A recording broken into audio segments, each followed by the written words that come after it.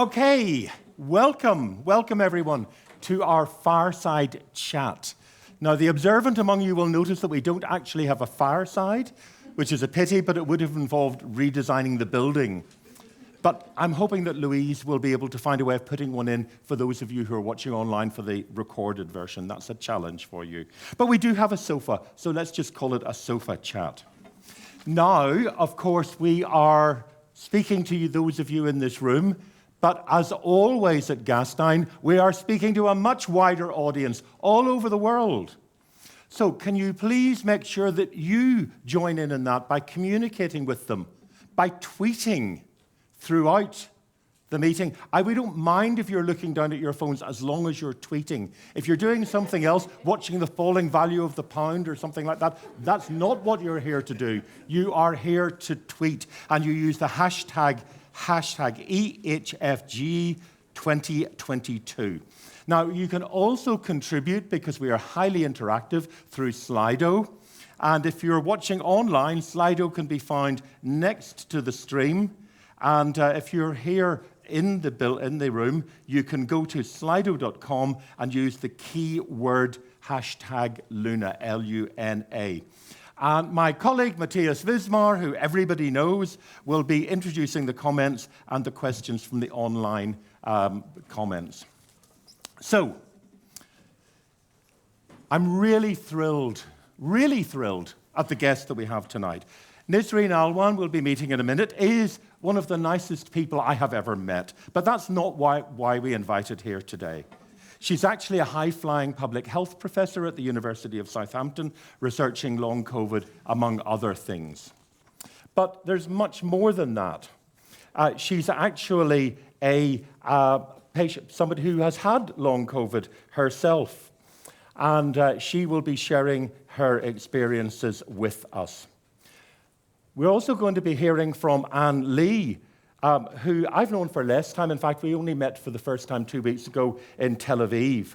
Anne is from Belgium and will be joining us online. She has a long involvement with primary care reform, working to integrate primary care in Belgium and bringing together multidisciplinary teams. So that's, I think, a perfect background for working on long COVID. And in 2020, she founded the Flemish Long COVID Patients Association, and she is the founder chair of Long COVID Europe. So we're here to talk about long COVID. At least that's what we'll be talking about here, because despite the importance of this disease, it's a condition where we can't even agree what to actually talk about it. What to call it. Now, this isn't new, and those of you who will remember the early 1980s will remember that what we now call AIDS had a whole range of names, GRID and so on and so forth, many related to its origin or its links at that time, perceived anyway, to the gay community. But, of course, things have changed since then. And now we have a disease which, for the first time in the social media era, has been named by patients themselves. And of course, this has created some tensions because we as health professionals aren't used to patients taking control and deciding on the nomenclature that we have to use. And they have called it long COVID. And out of respect to them, that is what we are going to call it tonight. Although we recognize that when you read about it, you will read about post-COVID condition and post-acute COVID sequelae and so on and so forth. So, as I said, we're here for the Fireside Chat, and without any further ado, I'd like to invite Nisreen to come up and join me on the sofa. Thank you. So, if I can get my papers in order and find my questions, let me just start off, Nisreen, by asking you a little bit about your personal experience of long COVID. And in particular, the journey that you experienced both as an individual and as a patient coming into contact with health providers. Hello. Okay. So I can thank you, Martin, and I'm honored to be here. So to say this first, my experience goes back to March 2020. That's when really the pandemic, the first wave of the pandemic, blew up in the UK, and I, as a public health doctor, was working very hard on the pandemic. We were trying to establish a a local testing initiative in my area in Southampton. And I experienced COVID. We were working from home, experienced COVID, and worked through it. And then, but it just never went away. Really, it kept deceiving me into like I get better, and then I get the symptoms back again, and that went on for a couple of months, and I had to take time off work because it was just, getting too much. And what by that time, long COVID, the term has emerged on social media. People were talking about it. Actually, this was what made me really kind of survive at the time, because other people were experiencing the same thing. So I was thinking, it's not just me. But I think what happened then is, with my public health hat on, I was seeing all the numbers of people getting the testing, a number of hospital admissions, number of deaths, and then thinking, nobody's counting this. Nobody's estimating, potential chronic illness that could be created from this. So I wrote a blog on the BMJ website, and I was very terrified actually writing it, because I wasn't well, and I was basically saying, who's quantifying this in any way? How do we know the size of the problem? And that became quite popular, and then it went on to kind of a social media, another hashtag called Count Long COVID. One of the things about long COVID is that there's been a reluctance among some people even to accept that it's a thing. And I'm thinking in particular of long COVID in children. Mm-hmm. I wonder why that's the case. Why has there been so much reluctance to accept that this might be something that we should be concerned about? Because you really had to fight to get it recognized. Yeah, absolutely. I mean, 2020 was horrific because basically lots of people were saying that doesn't exist.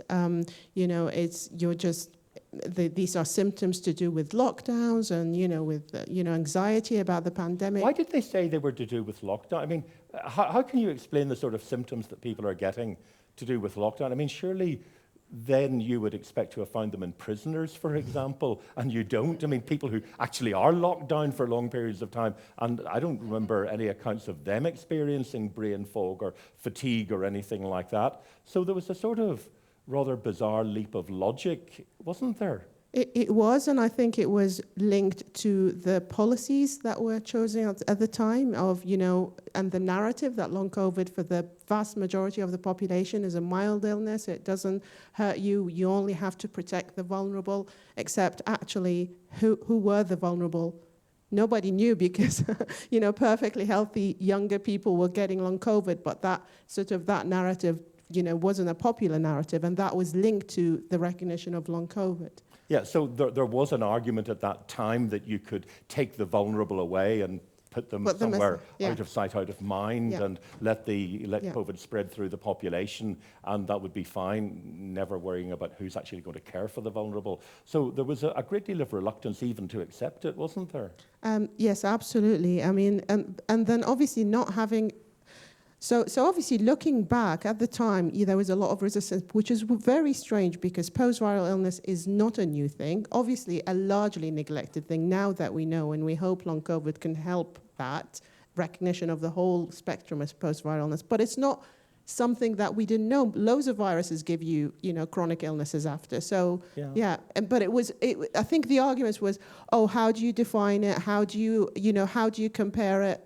There were all these studies coming out, and there were this argument about what is the control, where are the controls for this? But actually the evidence was overwhelming, and there was a lot of resistance to recognizing it. Yeah, it's pretty strange, isn't it, really? Because we've got post-polio syndrome, we've got post-Ebola, we had SSPE after influenza in 1918.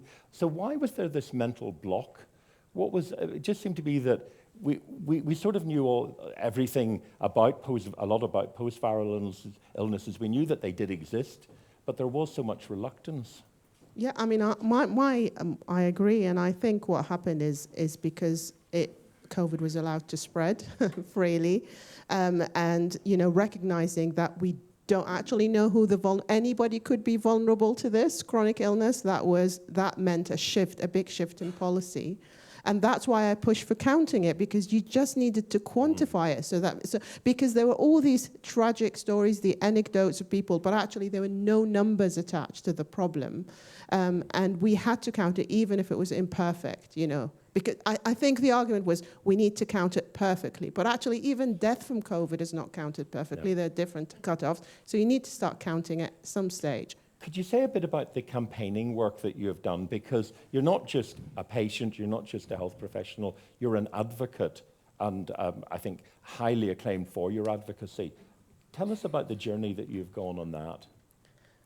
It was terrifying at times, because I felt like something was very obvious to me, and I kept saying it, and I felt like a broken record, but it wasn't really being recognized. But the campaigning really was mainly on social media, and I think the power of social media is immense in this, because it can create a force, because there are all these people who had it, who said, yes, we need this to be counted. But I also want to say something about that intersection.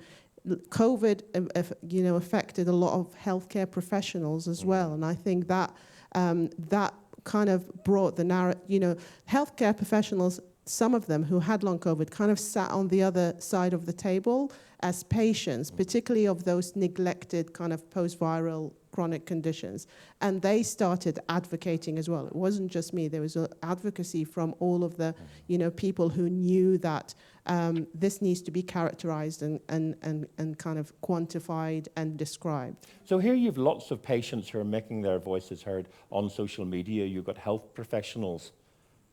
And yet it took a long time to get anybody to take it seriously. Yes. What was going on? Yes, and even now, if you start talking about long COVID, people say, well, how do you define it? We don't have a definition. There are several definitions, and you can define it in several ways, but I think it's waiting for perfect, which we really shouldn't be doing at all. We need to kind of develop the approach of the science around long COVID, but not wait and do nothing until then. Is this anything to do with the fact that we don't have biomarkers? Because, for a lot of diseases, if you've got diabetes, you measure your HbA1c. If you've got high blood pressure, you measure your blood pressure, and so on and so forth. We don't have any biomarkers yet. I mean, there's some progress perhaps towards them, but we certainly don't have a definitive test that you can do. Is there something about the lack of a scientific validation that may play a factor in that? There probably is. I'm not, I don't think we should hold off doing things until we get a biomarker. There are many diseases that we don't have single biomarkers for, but they are well recognized. I think the other thing with long COVID is there's the lack of testing as well. So if you can't even establish you've got COVID because you didn't have a test at the time, it becomes very difficult to establish you've got long COVID. So that's something that we do have a way to do, to test for. But the different policies in terms of not testing anymore, no accessibility for testing, means that you can't establish you've got long COVID if you didn't know you had COVID, particularly in children, which are not being really tested, given the test routinely, they're being exposed, and then they become ill, but they don't have that proof of having the acute virus in the first place. Yeah, true. That's a real challenge. Yeah. What do you think about I talked at the beginning about the way in which we're calling it long COVID here, but as you know, you are working with me and other colleagues. We are writing a report for the European Commission on long COVID, but we're calling it post-COVID condition because that's what it is called in other fora. What do you think about the term? What's the right term that we really should be using? Because you were involved in generating the long COVID label. I like the long COVID label. It was generated on social media by patients. I think it should be honored and used. I think it's an inclusive term so that, when you say long, basically all you're saying is that you've had COVID and you've not recovered, so it's long. So all of these arguments about, what is it? It is exactly, to avoid exclusion. But I would say now, something about long COVID is that if you're in a place where you don't have enough good assessment and care and recognition, it is generating, we started doing some research and it's generating stigma. So you have the label, but you're actually not getting any benefit from it. You're only getting some kind of, stereotyping or stigma or even gaslighting, not believing you're ill, or your, accusation that you're pretending to be ill, etc. So people might hesitate to attach the label to themselves now. And of course, that's why we do need anthropologists and others to look at the language that we use. So Matthias, questions, comments, what are we getting in on Slido? And came actually over Twitter. It was from Tessa Richard, who was complaining about the missing fireplace. But now we got a couple of things. First of all, actually, I think that many people are touched by your personal experience, which also translates into professional experience. And we had, first of all, a question: how many people actually? What are the numbers from countries? And we have very concrete numbers here from Austria, which seem to be really surprisingly high, how many people were on sick leave for COVID-19. And then we have questions like, for example, who actually got long COVID? Are these those people who had mild cases, or those people with very severe cases? And then, what can we actually learn from other post-viral diseases, how we dealt with? Can we learn something for post-COVID? And then the comparison actually starts maybe as a reaction to the Austrian figures, and somebody asked whether England was a bit behind the curve or is doing quite well actually. So that's the first impression from the slide on Twitter. Thank you. So the numbers are unfortunately huge. So from the UK, we have the Office for National Statistics, and they produce regular estimates, and it's about 2 million according to their estimates now. So that's quite high, and I think there's been a new study in kind of the in European region given an estimate of about 70 million. So the numbers are quite high. I don't know whether your question about England behind in terms of estimating or in terms of actually managing the condition. We have so there is a survey that's estimating the condition. As I said, it's becoming difficult to establish COVID itself, which in the first wave was really difficult for patients because people weren't tested if they weren't admitted to hospital, so they couldn't establish they had COVID. And they were ill, but then they were told you didn't have COVID. And it's very painful to see this happening all over again, because we had a lot of routine testing and now it's gone. In terms of mild and severe, it can happen to anyone. My infection was really mild, I would call it mine. I worked through it, I was working through it, but and many other people had that.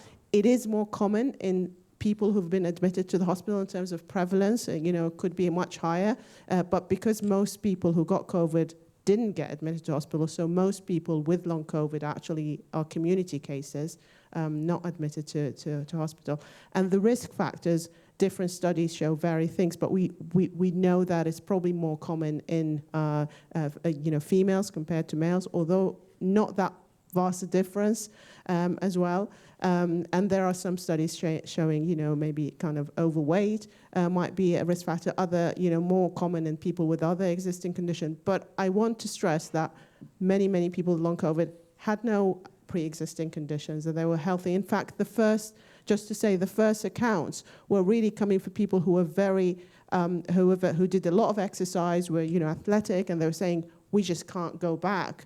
And actually at the beginning they were saying, are they more prone to long COVID? I don't think they are, but they noticed this vast difference, very, very evidently in their activity. Well, keep the questions coming in because we will be coming back to a panel discussion later, but just before you go, I'm not sure if there's anyone in the audience or online who is a health minister or a senior official in a government. But when we were writing this report for the European Commission, we're dependent on the data from the Office of National Statistics in the UK. Now, people who know me will know that I'm not usually someone who is singing the praises of what the UK does, but there is an example where it is actually doing it well.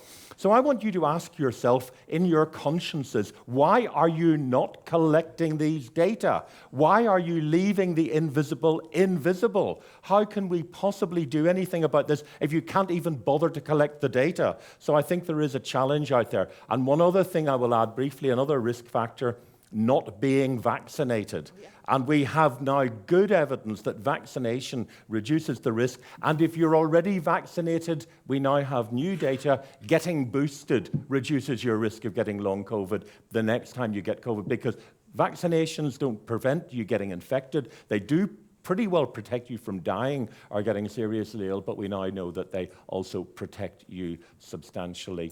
So with that, I'm going to give you a break for a minute, unless there's anything else you'd like to add, Nisreen. You've got I just want to say what you just said. I mean, please count long COVID. Don't wait for perfect. Count it whichever way is feasible now, and then it would get better with time. Thank you. Okay, thank you very much indeed.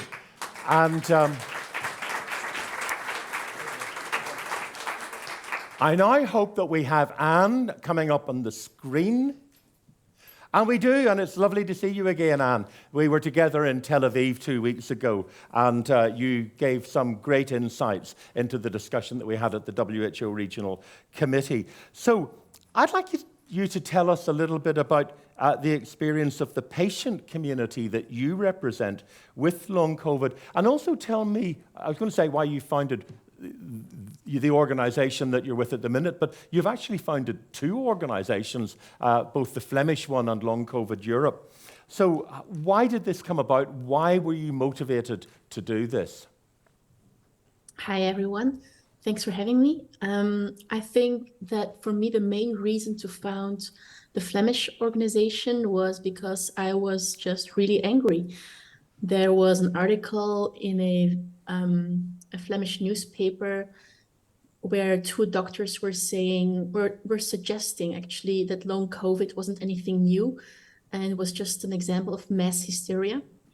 While in the UK or internationally speaking, there were so many accounts of people who had the same symptoms as me and who were healthcare practitioners or researchers like Nisreen, and people were telling their stories, but people in Belgium weren't listening. So I felt this urge to found the Flemish patient organization to tell people what was happening abroad so that we could do something about it here in Belgium.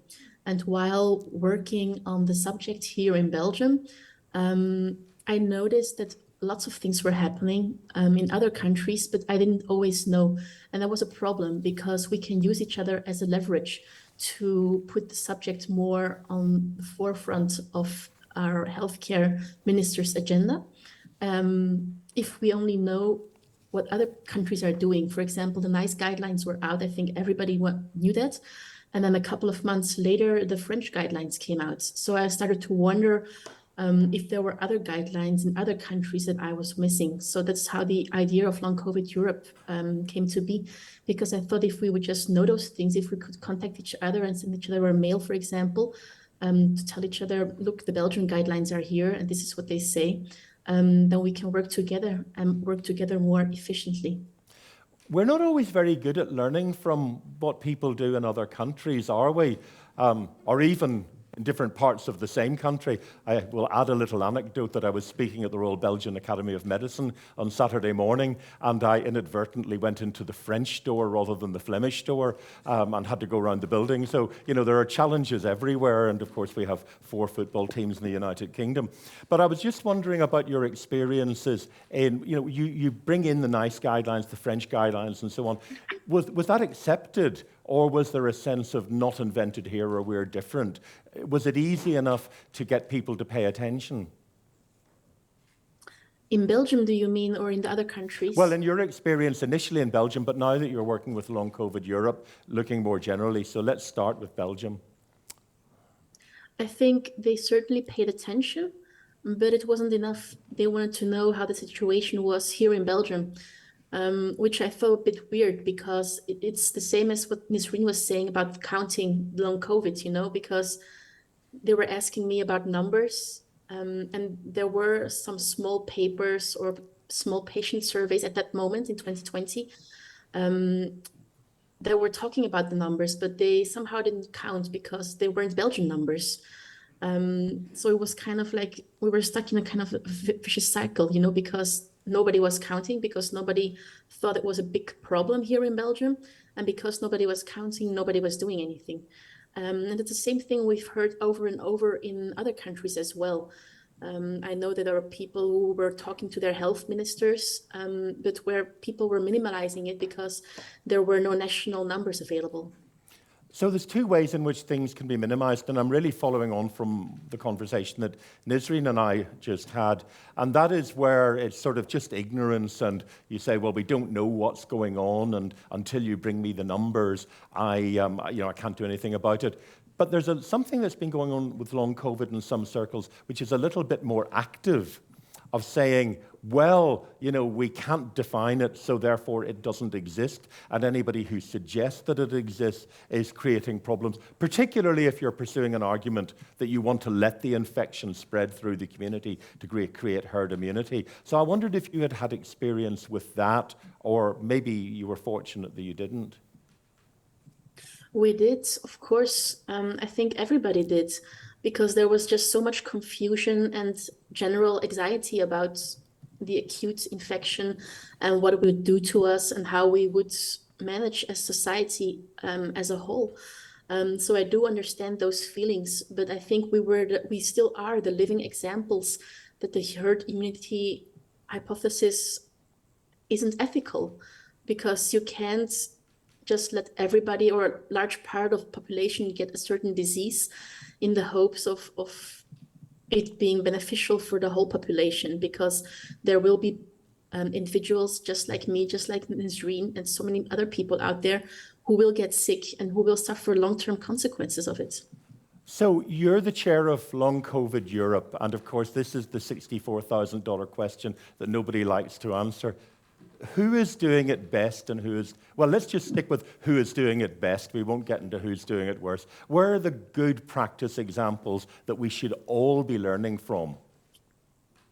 I think the first thing that I want to say is that all countries were confronted with the existing boundaries of their healthcare systems, whatever they did or didn't do afterwards. And the second most important thing is that the question is, even in countries who are doing really good on managing long COVID, is do the individual healthcare professionals know that long COVID exists? Because the country may be doing wonderful work on long COVID, but if the individual healthcare practitioners who have to do the actual work don't know about it, there is still a problem.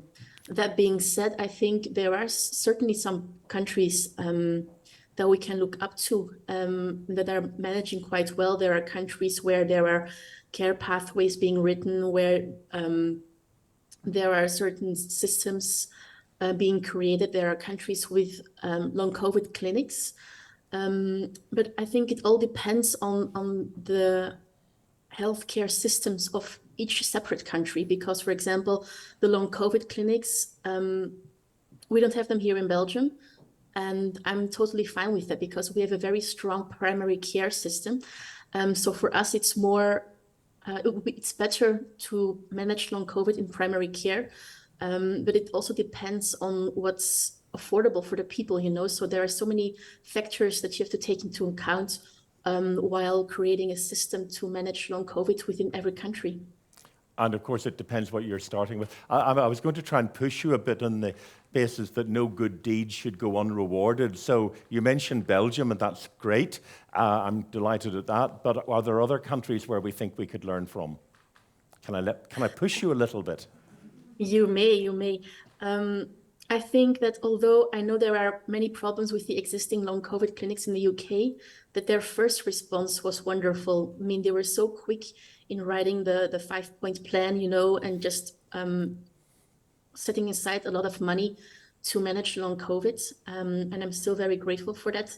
If we look overseas, I'm also very happy with how much funding there is for long COVID research in America, because here in Europe, we're still looking for funding for biomedical research into why people get long COVID and others don't, or why some people get better and others don't. And in the United States, there are like billions of dollars for that kind of research, and we're still sorely lacking that kind of funding here in Europe. So you're the chair of Long COVID Europe. You obviously are doing a lot on your own, but you're working with other groups. So could you say something about the other organizations that you are engaging with? We were in Tel Aviv together last week. That may be a starting point. But who else are you talking to? I think that first of all, we try to inform country initiatives so that they know what works and what doesn't work. And we also have a lot of discussions within the country initiatives so that we can like share the same viewpoints, because if we share the same viewpoints, we just come across over much stronger, and that's the point of Long COVID Europe.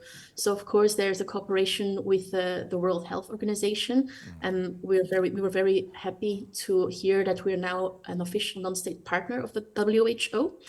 And we've been trying to contact our members of parliament within the EU to see what the European Commission can do. So I'm also very happy to hear that there was an expert panel who wrote like this independent recommendations for the European Commission. We're still writing them, I should say. We haven't quite finished, but you will be seeing them very soon. But we were grateful to for your feedback when we presented the draft ones. Okay, what we're going to do now, Anne, stay with us. Well, stay with us because we want you for the panel later anyway. But we're going back to Matthias, who is going to give you some questions that have been brought in from the room and from around the world. Martin, thank you so much. We had a bit of a sluggish start, but now Twitter and also Slidos is actually exploding, and we have a whole discussion on the figures and numbers, comments on the surprising weakness of European surveillance systems. But clearly the message here is on Twitter that we should not wait for the perfect data. And on the building on the Belgium example is no data is no excuse for inaction. Actually, we need to move in.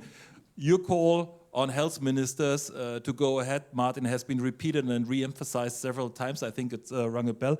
And there's actually a comment from an American professor called Scott L. Greer saying that apparently the recognition of COVID-19, of long COVID, also has to do with that health professionals actually got sick and health researchers. And that reminds us that other hidden diseases probably need also a lot of publicity. So thank you so much for that. And on that, before I bring you in, actually, just to mention, there is an outstanding book, the definitive book on coronavirus politics by one Professor Scott Greer from the University of Michigan Press, which is freely available to download. It's a very big book with examples from across the world, but I would highly recommend it. And he makes no money whatsoever from it being read, nor do I, for that matter, but it's definitely worth reading. So, the key issue there is there's a real call to measure these things. And what are you going to do about that to make it? You've now got a mandate from this room anyway, which hopefully will be something that you can use. And I think, as you know, it will be emerging in other reports and elsewhere. So how are you going to take that forward? We have already been trying to convince people to count the cases of long COVID. I think WHO made some codes that were about long COVID, I think there were 3 or 4 different codes, and we talked about it within Long COVID Europe, and we tried to push those codes forward within our own countries so that our practitioners would use them. That was really difficult because there were local codes as well, and sometimes people just didn't want to listen. But we keep on pushing, and we're very grateful, of course, that the ONS is counting while we are trying to convince the others to count. Another thing that we really want to do is to let the country initiatives write to the researchers within their countries, to just tell them why it's so important to count us. So we've been trying a lot of things on different fronts, but we hope, of course, that this talk today will help convince people to count with us. So one of the other issues that was raised there was there are a number of other post-viral conditions and conditions that might be post-viral we still don't fully understand, like myalgic encephalopathy, encephalitis, and so on, ME. Are you working with groups like that, or is it better to concentrate on long COVID? Because on the one hand, there may be some commonalities. On the other hand, you could be diffusing your energy, particularly when you get into other areas that have been very heavily contested and when there's been a lot of polarization. What are your thoughts on that? I think that we should support each other. I think we've been trying to support each other as well. Our focus is on long COVID and our expertise is on long COVID. But every person who is sick and who has the feeling that he or she isn't being heard by their healthcare system or by their government is somebody we want to support. I think that we're not special because there are so many people like us with diseases that are like ours, and those people should be heard as well. And I really hope that with the attention that we've been getting, that there will be more funding and recognition for those diseases as well. I'm just wondering, because if we look at ME, the relationship between the patients' advocacy groups and the clinicians and the researchers hasn't always been particularly happy. So I just wondered what your experience was. My personal experience, you mean? Yeah, you're as long COVID Europe, or your personal experience either. I think that although I was sick, I was also sick from March 2020, and I was feeling very bad. I was always feeling quite privileged as well because I'm verbally quite strong. I'm also middle-class person, so those are a lot of advantages that I have that some people may not have when they go to their healthcare practitioner. And I think that's something that we have to level out, that all those things that I feel privileged in shouldn't be of importance when a sick person goes to their doctor. Great. Well, thank you very much. I'm going to ask you to round of applause. And as I say, don't go away because we're coming back to you. Because I'm now going to get back onto the sofa and I'm going to invite my very good friend, Professor Hans Kluge, who needs absolutely no introduction because he is the regional director of the European of WHO for Europe. Hans, please, and you need a microphone there. And also, I should say, you're Belgian because we've been talking a lot about Belgium today. So, what's WHO been doing about all of this? First and foremost, my congratulations to the previous speakers, which I tremendously enjoyed. As you know, Martin, actually, you were one of the first to have a joint presser, and you also contributed. It's very comfortable to work with Professor Martin McKee as advisor, because usually he publishes a paper which is a priority for me 6 months later. So when you told about the long COVID, but joke aside, so what I learned as a medical doctor, Martin, which in fact was taught by my father, who was a chief surgeon in Belgium, is the best thing you can do is to listen to the patient. Don't go with the whole battery of diagnostics. Listen. So when the patients were bringing up this issue, we took it very seriously, as you know, and we decided to listen to them, to invite a colleague with long COVID from the UK, and we had a joint presser, which has a lot of attention, which in fact was a proof that it was a topic. And then we called, like Anne was telling, on more biomedical research, but also to try to educate the health workforce, because it was a big unknown for them as well. And both last year and this year at our regional committee, which is the annual forum, in fact, my governing board of 53 Ministers of Health, we had a session on long COVID to further raise the awareness. And then, you know, that with the European Observatory, we did a joint report. But I fully agree, is not enough, particularly if I hear about the counting, the coding. So much more needs to be done. So how do we get to the health workforce? Because, you know, for many people, WHO is a bit distant. You know, they know there's one bit of it in Geneva. They know, hopefully, that there's one very important bit in Copenhagen and the other regional offices as well. So how do we actually make that connection? You've been doing a huge amount of media work, I think much more than anybody before in your role. And you're on social media if you're not already following Hans. But can we do more? How do we link to the medical associations and to the professional bodies and so on? Absolutely, absolutely, Martin. So we work through the associations, patient associations, professional associations. You know, I'm a great supporter of the nurses and midwives. We had in Tel Aviv, the regional meeting of chief government nursing officers.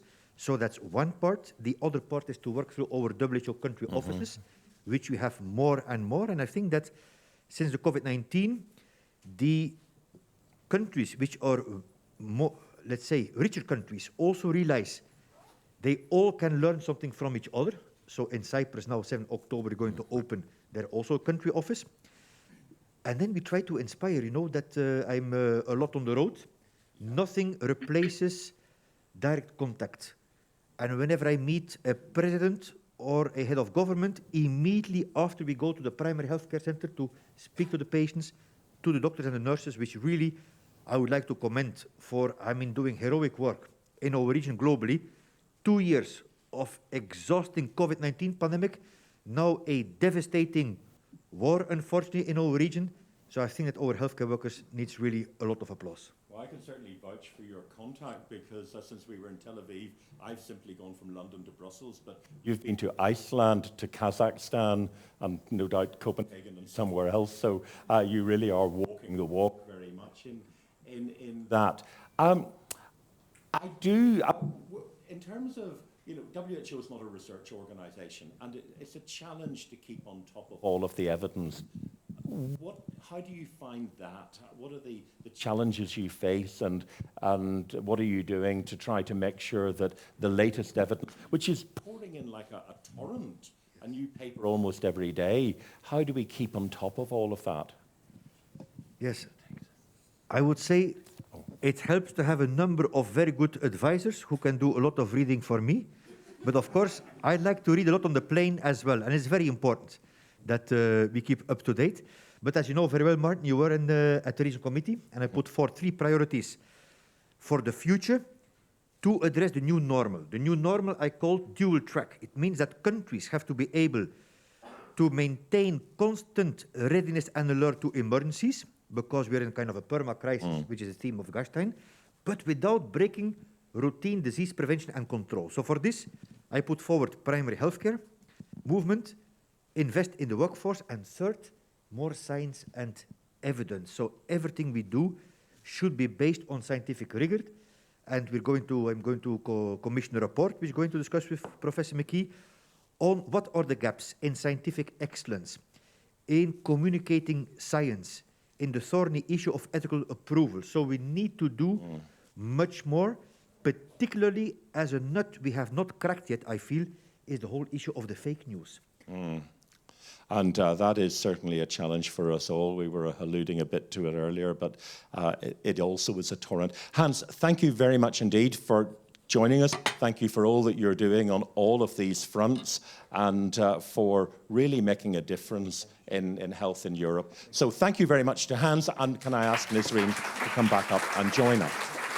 And now I have the challenge of trying to look at Anne on the camera there and look at Nisreen on the sofa here.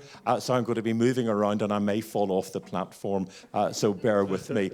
Matthias, have we anything more coming in? Yes, thank you so much, Martin. Actually, a couple of very tough questions, which I think go to the heart of the matter. And the first one is, you know, hearing from you, Nisreen, but also from Anne about the mental effects involved with long COVID. You know, how can we actually better integrate mental health care for COVID-19 in health systems? And there's a wider question behind this. How can we, in general, better include COVID-19 care in health systems? So that's a health system question.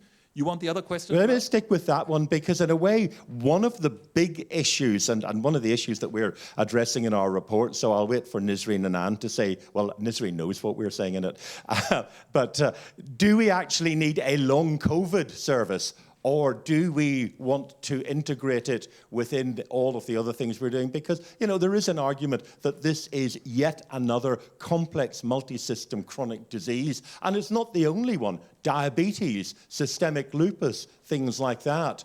But there are specificities around long COVID. So what's the answer? I'm going to start with Nisreen and then move to Anne.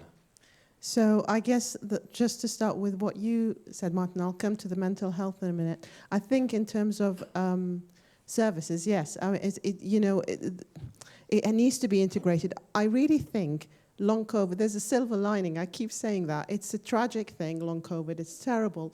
But it's not, we shouldn't look at it as a one-off, because if we do this right, we're going to do, much better in many other conditions.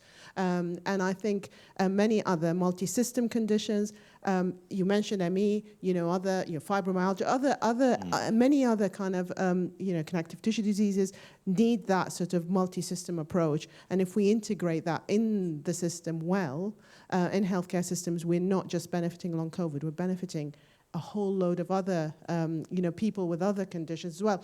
And maybe, hopefully not, but if there's another pandemic, there might be another wave of post-viral illness. I want to just say about mental health, because that's a big thing for long COVID, because people are saying this is a mental health condition, rather than physical. And I think long COVID really put the spotlight on how badly we dichotomize mental health and physical health. And we know that it's not real, that dichotomization.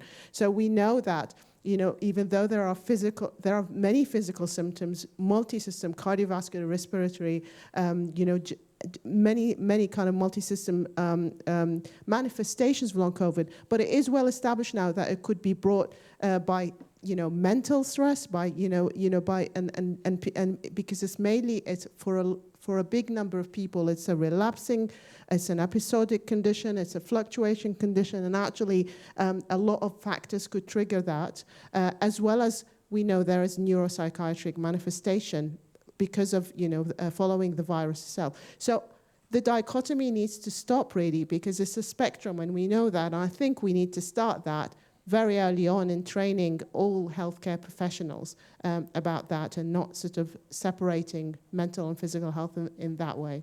So, and this is really your area, isn't it? If you go back to your pre-COVID existence, into building integrated teams for chronic disease management in Belgium. So what are the lessons that you learned from that? Belgium has been quite successful, I think very successful in many ways. You do have a strong primary health system there. My colleague Jan de Masner never lets me forget that. And so you've had a lot of successes. What are the lessons that you take away from that?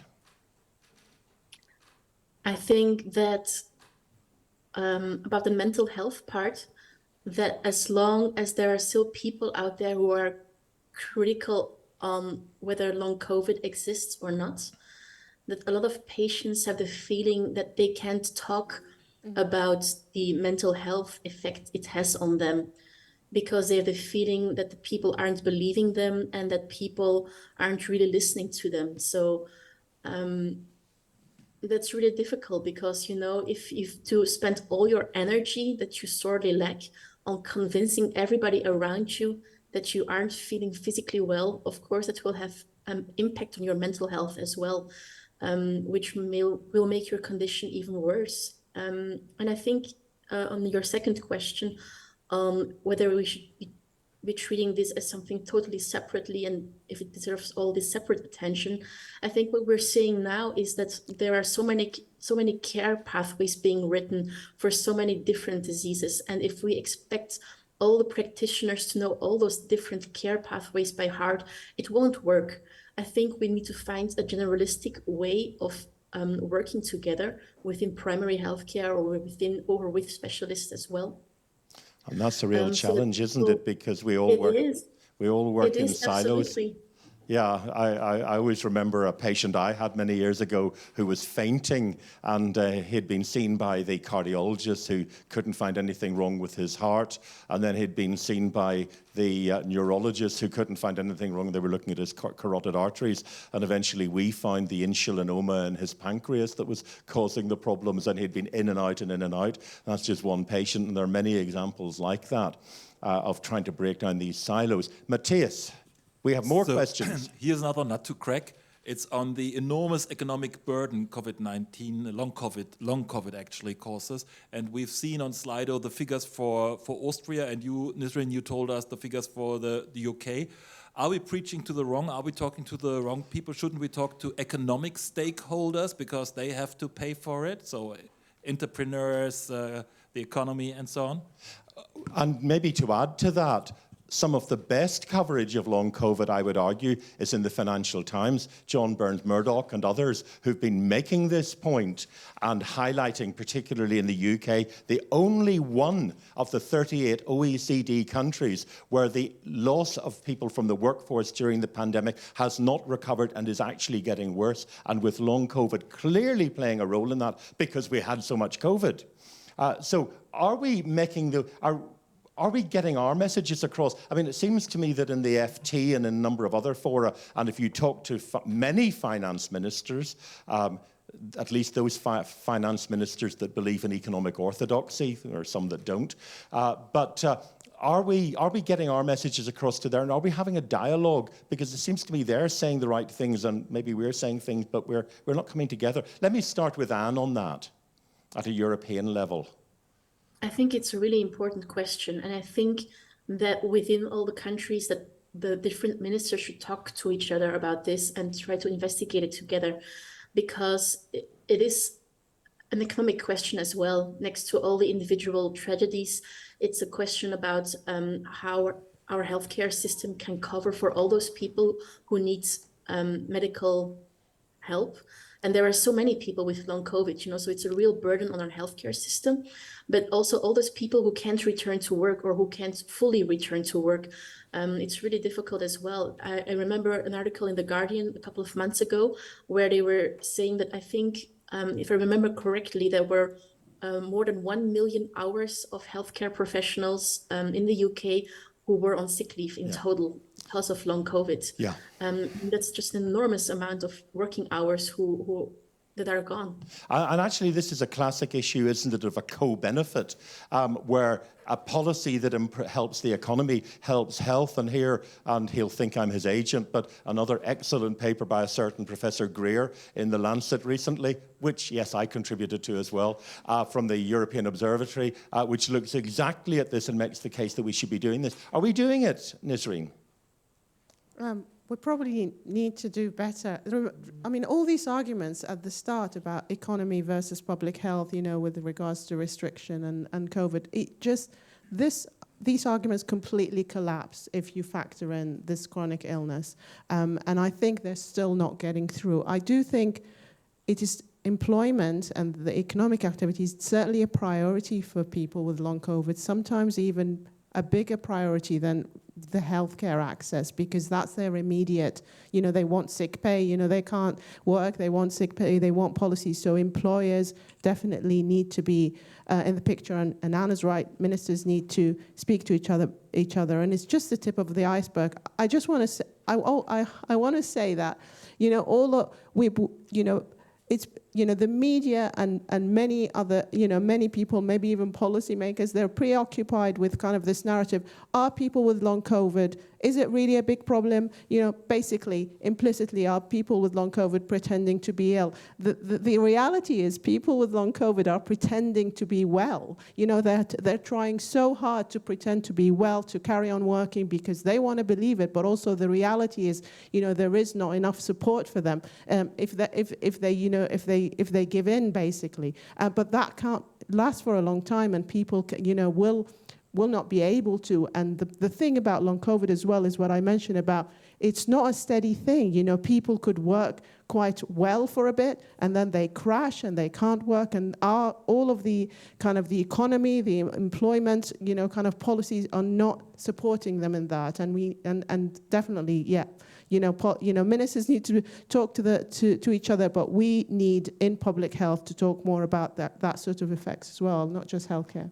Okay, thanks. Matthias, next. There's one more to go. One more to go. And it picks up a little bit your discussion with Hans, and plenty of comments, but it culminates in the question, what are actually the consequences for research? And there are discussions on, invest in prospective, multicentric research. So what do we need to change to get better to grips with things like long COVID. So that's a challenge for either of you, but I think particularly Nisreen, although here I would just remind everybody, if they have forgotten from before the pandemic, in 2018, Professor Kluge's Include, Invest, Innovate at the Tallinn Ministerial Conference. That was, I think, a mantra that we should not lose sight of. But Nisreen, what do we need to do? Because you're doing lots of research on long COVID, and so you're really right at the forefront of all of this.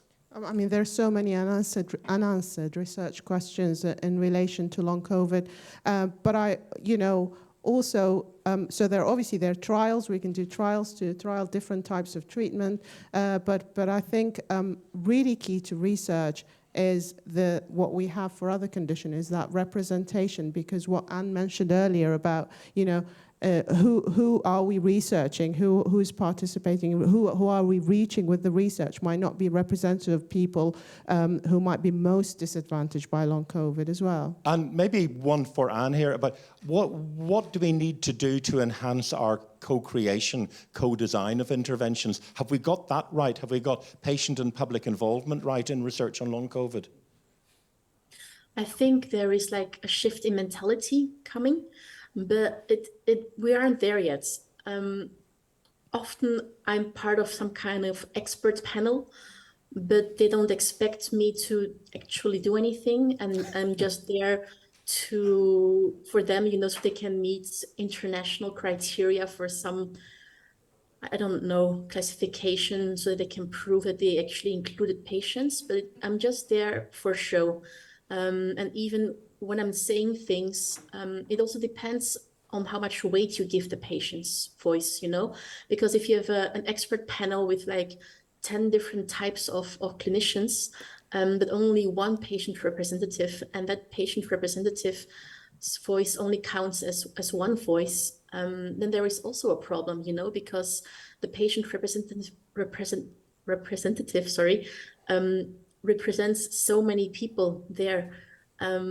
So it depends on the weight you give that person, and also how you talk about it, because a lot of people don't have the background that Nisreen and I have. So it's more of a challenge for them to talk to healthcare practitioners or to researchers about what they actually need on a population level. So we need more guidance in that as well.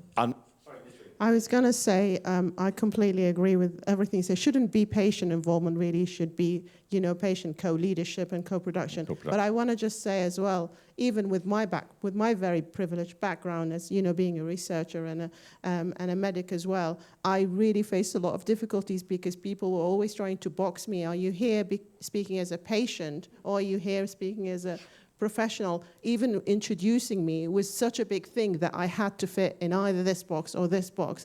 And I'm really keen that we, to kind of advocate, not do.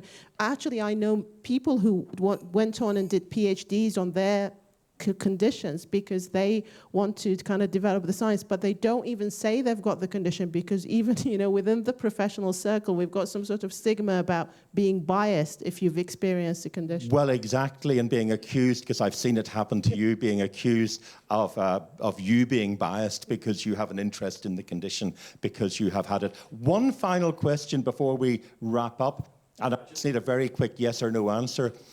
We don't have any good treatments as yet, clearly effective treatments. Is it justifiable for any patient in Europe to go to a health facility and to be offered treatment without also being offered the opportunity to participate in a clinical trial? So you mean no treatment if there's no research? No, I'm not saying that they get no treatment, but they should at least be asked, we have a trial here, would you like to participate? Nobody's forcing them to do it, but should they be offered? They definitely, research definitely needs to be offered to participation in research, and patients are very, very keen to participate. It's just the logistics. I mean, we know from the UK, the sites and everything. Yes, I think patients are very, very keen to participate, and there's nothing, well, probably there are things they would rather do, but it's certainly very important to us to be offered the chance to do that. But I also think that we have to be very careful with the the ethical part on this. I once read a research paper where they said that they would only abort the study if like 10% of the patients would start fainting while being in the trial. And I think those are the type of questions that we have to talk about first before asking patients to do those kind of things. Okay, great. Thank you very much. We have run out of time. I'm 38 seconds over. I am not going to attempt to summarize this. I do, however, want to thank our speakers, Nisreen and Anne and Hans and Matthias, for facilitating all of that. I think what we have seen here is this is an important condition. We didn't even know about it. It didn't exist 3 years ago. And now it's gone from 0 to probably about 3% of the population. It's having a huge economic impact. And yet some people are even in denial still that it actually exists. We're not listening to the patient voices. We're not bringing together all of the people that we need to be talking about this. And we haven't yet talked about, some of the really outstanding people. And I think of some of my colleagues like Danny Altman at Imperial and others who I should say, has a long COVID handbook coming out very soon. Quick plug for that. Or Trish Greenhalgh and others. We need to get everybody talking together so we can compare and exchange knowledge and all of that. So I want to thank you all again, and thank you all for coming this evening. Thank you very much.